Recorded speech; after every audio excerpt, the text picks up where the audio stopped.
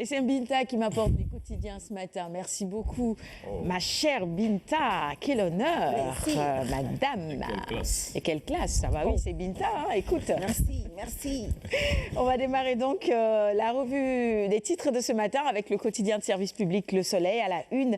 La procédure d'urgence devant la cour de la CEDEAO. Khalifa Sall débouté. Le procès ne sera pas suspendu à Dakar. Autre titre à la une du quotidien Le Soleil ce matin. Cela concerne les semences certifiées. Eh bien, retenez que 142 000 tonnes ont été collectées. Il s'agit évidemment d'arachides. Accroître l'offre électrique en Afrique devant la CEA. Le chef de l'État encourage les projets inter-États. On revient sur ce sujet tout à l'heure dans le journal avec René Léon et puis l'installation de logiciels soldes. Plus besoin de venir à Dakar pour que les gens soient payés. Je pense que ça aussi c'est une excellente nouvelle. On passe à la une du quotidien Enquête maintenant avec ce grand titre et cette photo de Khalifa Sall. Vous le voyez, le grand titre d'Enquête de ce matin est donc consacré à l'actualité judiciaire délibérée dans l'affaire de la caisse d'avance. Vendredi décisif pour Khalifa. Le quotidien, le témoin sur ce même procès, le procès Khalifa Sall, 48 heures chrono pour le président Lamotte. Titre le témoin à sa une. Nous passons donc à 24 heures info maintenant.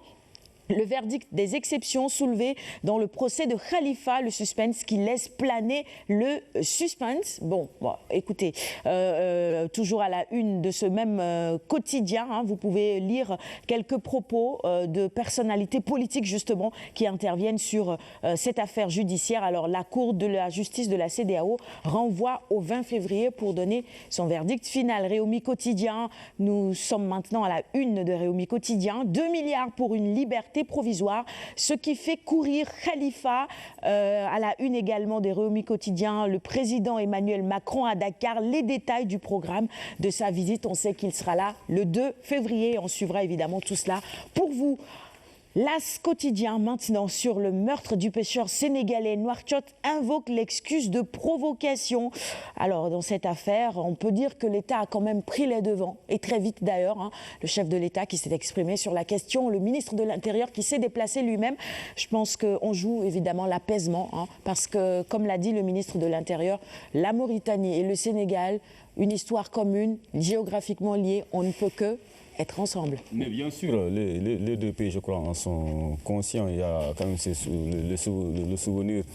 souvenir-là assez douloureux des événements de 89. Donc aucun des deux côtés, en tout cas, ne voudrait revivre ces tristes événements-là. Donc je pense que c'est aux autorités d'appeler en tout cas tous les protagonistes à la raison, à la retenue. En tout cas, côté sénégalais, le ministre de la Pêche et son homologue aussi de l'Intérieur sont rendus immédiatement à Saint-Louis déjà pour rencontrer les pêcheurs attristés par la disparition de l'un des leurs et aussi de les appeler au calme. Le président de la République aussi a fait une sortie, je trouve, honorable pour un homme de son niveau. Il n'a pas mis de lui sur le feu, même si quand même le discours a été ferme, parce que je crois que rien ne justifie la mort d'homme dans une telle affaire. Il fallait juste arraisonner peut-être les piroguiers afin peut-être de poursuivre les négociations entre États. Mais il est clair qu'entre le Sénégal et la Mauritanie, comme vous l'avez dit, c'est des pays qui sont liés par l'histoire. Des deux côtés, les populations en tout cas entretiennent d'excellentes relations. Beaucoup de Sénégalais ont peut-être des parents du côté mauritanien et vice-versa aussi. Donc aucun pays n'a intérêt vraiment à ce que la situation puisse être tendue, s'embrase. Donc je pense quelque part qu'il y aura des discussions, peut-être déjà qu'elles ont commencé, pour qu'on puisse enfin trouver une solution durable à ce problème récurrent, souvent qui oppose piroguiers, pêcheurs sénégalais et garde-côtes mauritaniens. Voilà.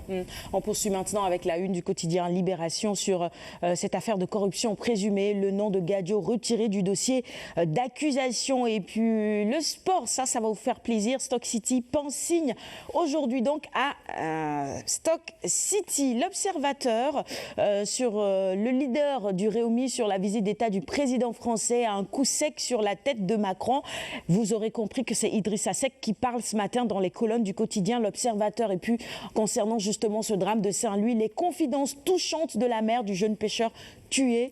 Elle également parle de son fils ce matin dans les colonnes du quotidien L'Obs. Passons aux journaux spécialisés en sport. Record avec Zidane qui a un plan anti-PSG, Real, 8e de finale de la C1. On verra ce que ça va donner. Et puis fin du mercato ce mercredi, 4 Lions dans l'expectative. Ouais, voilà, c'est bien lu.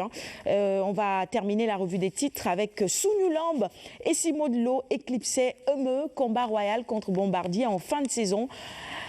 Pourquoi pas, ce sera un autre combat à suivre aussi. En tout cas, nous, on adore les affiches alléchantes. Et ce sera tout pour la revue des titres de ce matin. Merci à tous de l'avoir suivi. À nos invités, on va offrir les quotidiens du jour. Est-ce que vous suivez un peu l'actualité de la lutte, Madame Davel ? J'ai effectivement regardé